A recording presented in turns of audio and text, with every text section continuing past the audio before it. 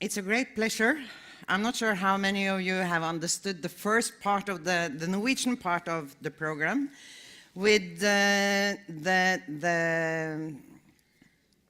diploma being disclosed and shown to the public for the first time, the diploma that the Peace Prize laureate will receive in the City Hall on the 10th of December, and the words of the artist Willibald Storden. But I have the pleasure to introduce the first lecture for this afternoon.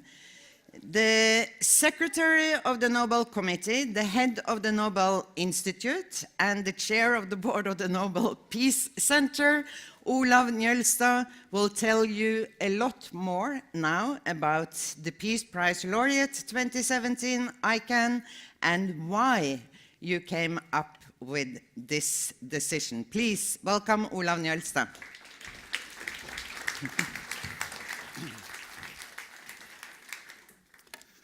Thank you, Liv, and thank you, Willibald.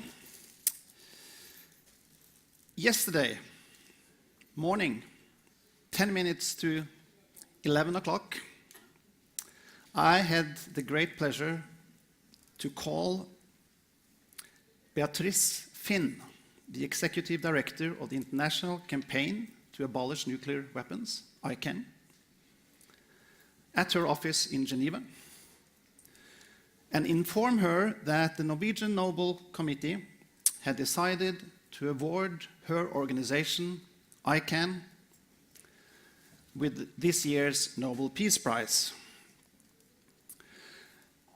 And to make this call is a very special experience, because you know that the people who will answer the call will have his or her life completely changed within a few minutes. And Beatrice Finn became first totally silent, and she mumbled eventually that she was in a state of shock. But I'm glad to tell you that she recovered very quickly from this shock and expressed her great satisfaction with the result. And a Swedish colleague of mine who also talked to her on the same telephone line yesterday morning asked her, "What will this mean to you, to ICAN?" And Beatrice Finn answered, "It will mean the world to us, nothing less." So why was this great honor bestowed upon ICAN? In her announcement yesterday, Berit Reiss-Andersen, the chair of the Norwegian Nobel Committee, gave the following two main reasons for the committee's decision. ICAN receives the Nobel Peace Prize for its work to draw attention to the catastrophic humanitarian consequences of any use of nuclear weapons. And secondly, for its groundbreaking efforts to achieve a treaty-based prohibition of such weapons. I will say more about these two important achievements in a minute, and also about ICAN itself. But let me start with a broader question. Why a Nobel Peace Prize for efforts in favor of nuclear disarmament? And why now, in 2017? The answer, I believe, consists of two parts. First of all, work in favor of disarmament and arms control is one of the three types of peace efforts which, according to Alfred Nobel's testament and instructions, may qualify someone to be awarded the Nobel Peace Prize. According to Nobel's will, also work promoting fraternity between nations and the holding and spreading of peace congresses may be recognized and honored by the Norwegian Nobel Committee in the form of a Peace Prize award. So, in short, successful or in other ways important efforts in the area of disarmament will always catch the interest and attention of the Norwegian Nobel Committee. And this is not least the case with work in favor of nuclear disarmament. So more than 10 times the Nobel Peace Prize have been awarded for such efforts, going back to 1959, when the British diplomat Philip Noel Baker received the prize for his work in favor of disarmament, and also including Nobel Peace Prize laureates such as Linus Pauling, Alva Myrdal, the International Physicians for the Prevention of Nuclear War, Mikhail Gorbachev, the Pugwash Movement, the International Atomic Energy, and in 2009, US President Barack Obama, who had supported the vision of a world without nuclear weapons. So this year's prize to ICAN is part of a long and proud tradition within the history of the Nobel Peace Prize. The second part of the answer has to do with the increasingly worrisome role of nuclear weapons in today's world. As Berit Reiss-Andersen pointed out yesterday, we live in a world where the risk of nuclear weapons being used is greater than it has been for a long, long time. Some states are in fact modernizing, even building up their nuclear arsenals. And there is a real danger that more countries will try to procure nuclear weapons, as exemplified by North Korea. Let me add to this that for the first time since the 1950s and early 1960s, we are witnessing today political leaders, even heads of state, more or less openly threatening other countries and peoples with the use of nuclear weapons. This is very disturbing, and we can see that there is a growing fear, concern in many countries that nuclear weapons may indeed be used again in a military conflict. And we can also see a growing opposition against such weapons. Now this leads me back to the question, why ICAN? It is the judgment of the Norwegian Nobel Committee that ICAN has been instrumental in bringing about two very important new developments in the field of nuclear disarmament.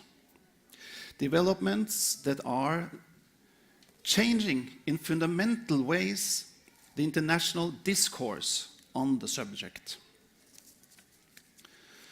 The first development is the diplomatic process that has resulted in a broad and increasing international support for the so-called Humanitarian Pledge.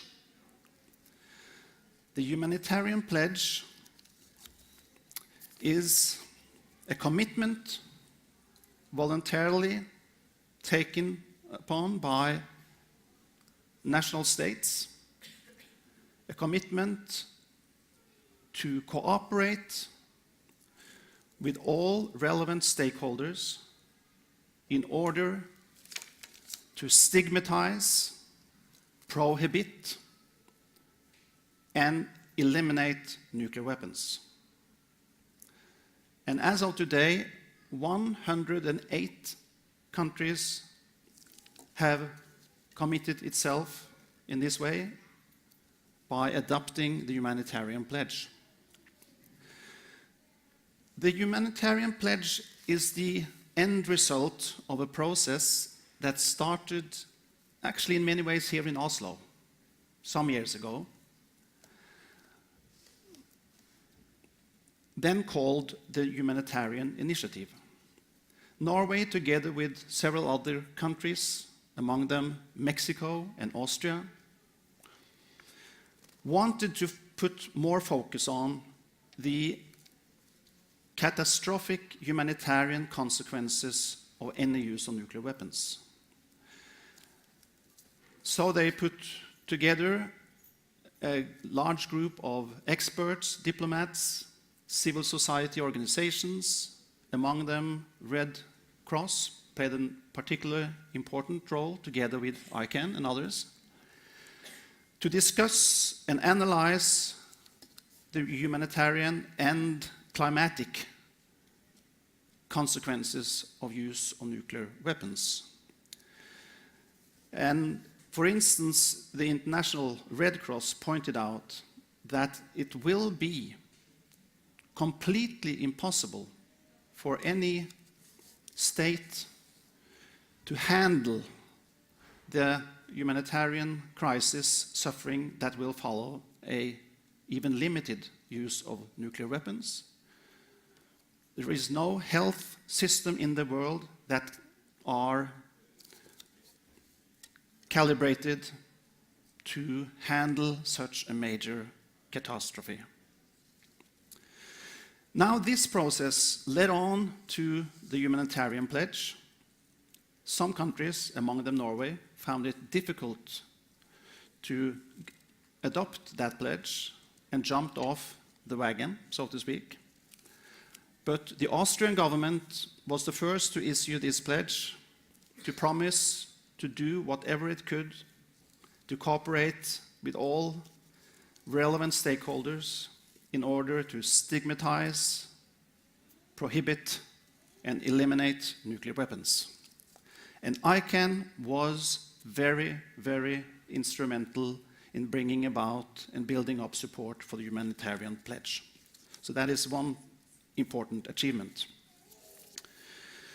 The humanitarian consequences of nuclear war is vital part of the argument for why these weapons should be regarded as illegal and should be prohibited. And ICAN has made the quite effective argument that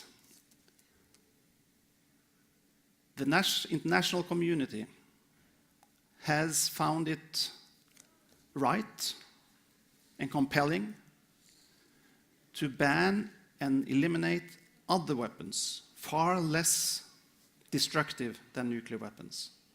So we now have an international ban treaty against personnel mines, against cluster munitions, against biological weapons, against chemical weapons. So I can ask if it's compelling and right to ban these weapons. Isn't it completely illogical not to ban the most dangerous, inhumane weapon ever created, the nuclear weapons? And we know ICAN's answer. It is on high time, long overdue necessity to ban nuclear weapons. So ICAN has been the leading civil society actor in the endeavor to achieve a prohibition of nuclear weapons under international law. And this summer, on July 7th, 122 member states of the United Nations acceded to the Treaty on the Prohibition of Nuclear Weapons.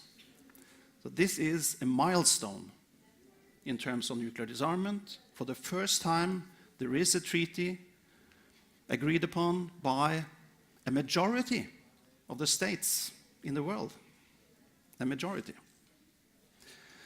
And it was opened for signature this September, and so far 53 countries have signed up on the treaty, and as soon as 50 states has ratified the treaty,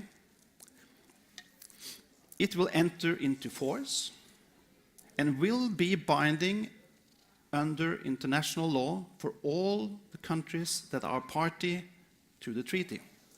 And this, when this happens, and there is every reason to believe it will happen, this will change the game completely in terms of nuclear disarmament, because these weapons will actually be regarded as illegal. Now, ICAN is not a group of naive idealists who believe that only with the help of such a ban treaty you will get rid of the problem. Of course, it's not so easy as that. A nuclear weapons-free world will not happen tomorrow. It will be a long, very complex process.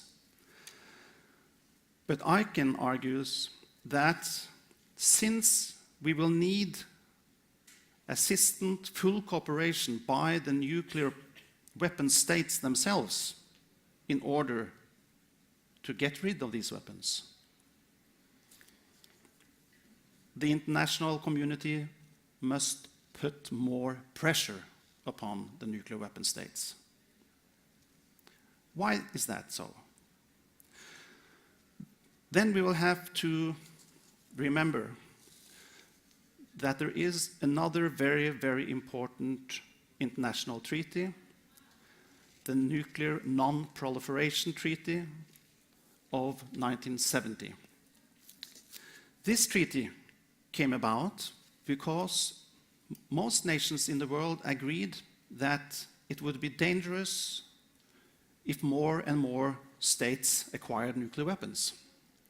At that time, only 5 countries had nuclear weapons: the United States, the Soviet Union, United Kingdom, France, and China.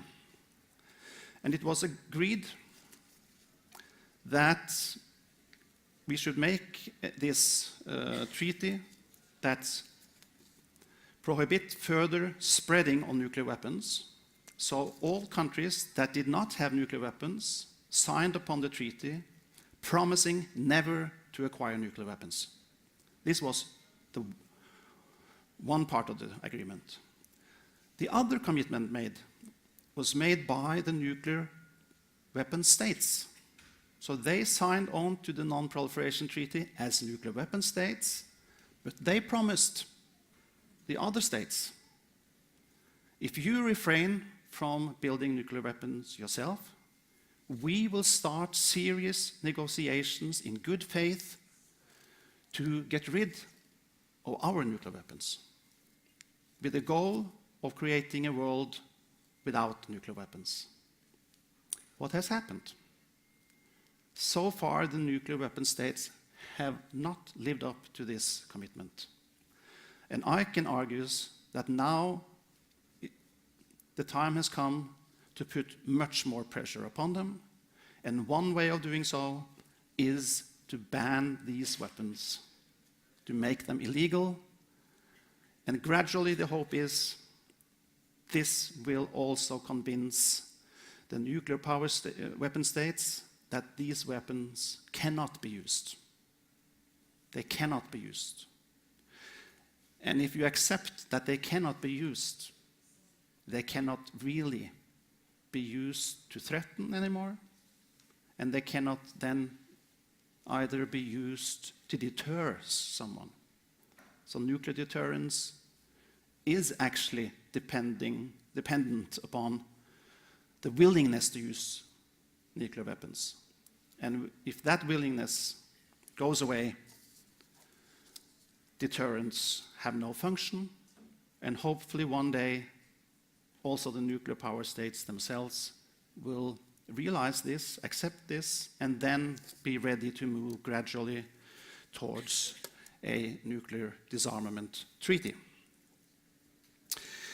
It is now 71 years since the United Nations General Assembly, in its very, very, very first resolution, advocated the importance of nuclear disarmament and a nuclear weapon-free world.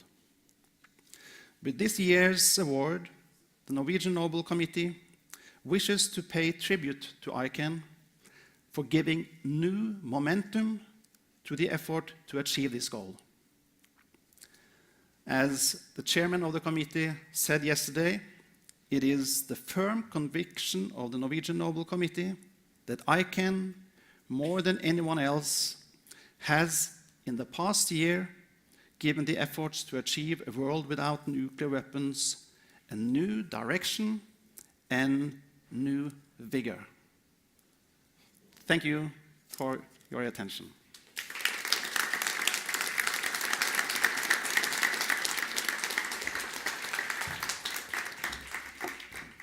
Thank you, Olav. We have a bit of time for questions from the room. If anyone wants to make a comment or questions for clarification, or there's microphones as well, so you can just raise your hand. There's one in the front here. Please introduce yourself and try and make it short. Yeah. Xue. Here, yesterday, actually, during the press conference, and we asked about so many awards, like you also mentioned, over 10 rewards being for the nuclear disarmament, but not too much changes, even for the Obama, which have the hands on the nuclear button, but not changed too much, which they also have this rumor want to recall. Okay, and also at the same time, since this is the only time in the real world the atomic bomb being dropped, and in the real time is in the U.S. drop in Japan. After that, actually a lot of religious people write the letter, but Truman defended him on this one quote. But I was greatly disturbed over the unwanted attack by the Japanese on Pearl Harbor and their murder on our prisoner of the war. The only language they seem to understand is this one we have been using to bombard them. When you have to deal with a beast, you have to treat him as a beast. It's the most regretful, but nevertheless truth. So this is a kind of one of cause of one of the reasoning why they use atomic bomb. So how to ban that, and also they defend that. So far, like yesterday the press conference, nobody in the nuclear power signed on this treaty yet. Right? So I want to have your insight on this. Thank you. I'm not quite sure I understood your question, but the latter part of it I did. So I will say that, of course, it may look very little likely that the nuclear power states will give up their weapons. But as Jody Williams, who led the campaign against landmines, has said, so people argued against a ban on personnel mines. It will not work. It will not be possible. But it proved to be possible. 10 years ago, very few experts would have thought it possible to have a ban on chemical weapons. There were tens of thousands chemical weapons in a number of states. But we now have a ban. Only a week ago, the president of Russia, Mr. Putin, announced that Russia has now completed its elimination of chemical weapons. and he teased his American counterpart, Mr. Trump, since the United States is somewhat lagging behind, but is also on its way to eliminate all chemical weapons. So I think history shows that things that might seem impossible is possible. A former Nobel laureate, a Norwegian, Fridtjof Nansen, used to say, difficult is what takes some time. Impossible is what takes a little more time. So we'll have to wait and see.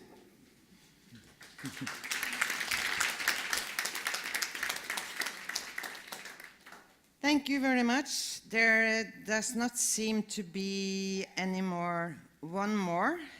Olav, can you take one more brief comment or question? Thank you so much. I just hear the prize, then I fly directly today from Brussels. And one question I want to ask is about North Korea. I think they tried a lot of experiments of the nuclear weapon, and many efforts to prevent their experiments, including the Nobel Prize, and before many efforts by other countries. But I want to know what's the future of the situation, and we do so many efforts. Could we prevent the efforts North Korea do? Thank you. Obviously, the situation in North Korea is extremely difficult, extremely worrisome. I'm totally convinced there is only one way to solve the problem, and that is through diplomacy. And I'm also absolutely certain that this crisis cannot be solved with the help of nuclear weapons. So there is no alternative, I think, than to try to bring North Korea back around the conference table and try to convince them that they have nothing to fear from the outside, so that they can start a process of eliminating nuclear weapons and become a part of the international community. Okay. Yes. One last. Okay. The very last comment, question from the middle of the room down there. Hello, my name's Richard. Yeah, just a very quick question. Was on the 50 member states being required to sign, that then binds the other members of the United Nations? Is that how that works? No, it will only bind the nations that sign on to the treaty. Okay. Yeah. So for a time then there will be some states that are bound by this agreement and some which are not. So that's the way it works. Okay, Yeah. thank you. Okay, I think we should thank Olav off. Let me also tell you that there's going to be a tour around the center at 2 o'clock in English. There's going to be another lecture in Norwegian at 2 o'clock here. And then there will be a talk with ICAN Norway represented and others around nuclear and how to fight nuclear weapons and get more support for the ban at 3 o'clock. So welcome back for that, and thank you, Olav. Thank you. An everlasting plant for you as well, if you treat it nicely. I think it needs a little bit of water. Thank you. Thank you.